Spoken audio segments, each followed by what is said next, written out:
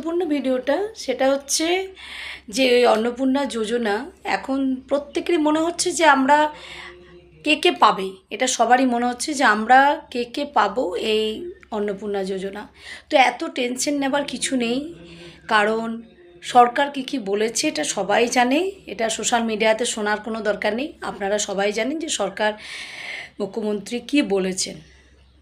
তো এখন যেটা কথা সেটা হচ্ছে 12 লাখের যাদের রোজগার বছরে তারাই হয়তো পাবে না, তাছাড়া কিন্তু প্রত্যেকেই পাবে।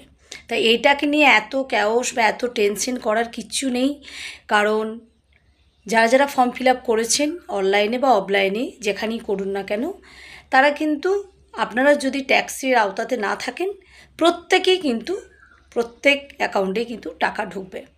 এবং এটা নিয়ে টেনশন করা কিছু না, অনেকেরই টেনশন ভোগ করছেন যে কে পাবে কে পাবে না, কারা পাবে, আদৌ আমরা পাবো কি না। তো সত্যি কথাই যাদের 12 লাখ ধরুন রোজগার আছে বছরে, তারাই একমাত্র হয়তো না পেতে পারে। তাছাড়া কিন্তু মোটামুটি সাধারণ মানুষ যারা, সকলের জন্যই কিন্তু সরকার দেখবেন এবং দেখছেন।